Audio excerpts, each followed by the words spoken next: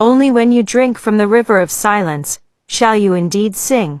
Khalil Gibran. While I was in Istanbul, I went to play golf at Kemer Golf and Country Club. It was not a short drive from my hotel at Bosphorus, but the trip was worthwhile. I felt reassured seeing that they had some rental clubs, since I was playing with those at home. The caddy knew no English, nor did I know Turkish. It was my first experience with a foreign caddy. Another country, another club, another language, another caddy, same golf set and same game. I was amazed to see that golf has its own dialect. We understood each other perfectly. I remember that particular caddy today, because I just faced a similar situation at a golf course in New York. I was paired with 3 Koreans, and none of them spoke English. Being a veteran at the club, I was familiar with the course. I told them I was a foreigner like them, but that I had played at the club numerous times. In order to understand the course layout, they decided to give me the tee permanently in that round, so that they could read my shots and know my intended line and length. I was wondering, was it a smart move on their part? Only time would tell. During the round, I was performing better than usual. My tee shots were straight, and I was writing the hour. While playing, I learned 2 Korean words, onjog, left, and alunjog, right. My mind was busy imagining how humans develop the language for the very first time. At the course, foreign caddies and foreign players used gestures and signs to communicate, and so did I. Gestural language might have given birth to vocal language. This notion gives me a whole new topic for research.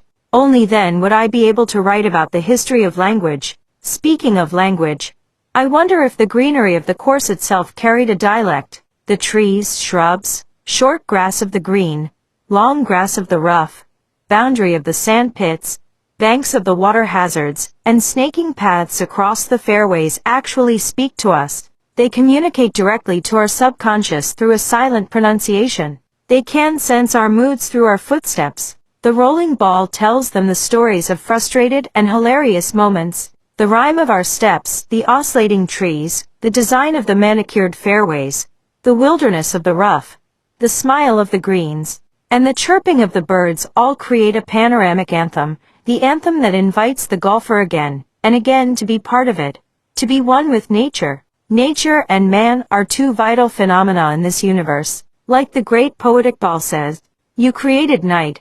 I made the lamp, you created land. I made grail, you created deserts, mountains, and meadows. I made streets and gardens. I am the one who makes mirror from the sand.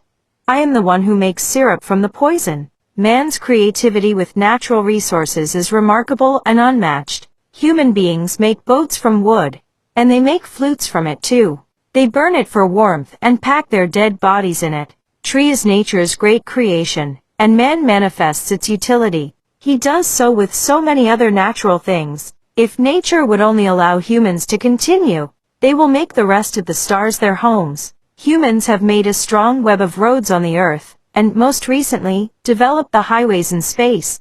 All roads that man made eventually end at certain points, but their journey does not. If the universe is endless, if time is infinite, so too is human desire for more. You show your worth by what you seek, Rumi. Bye.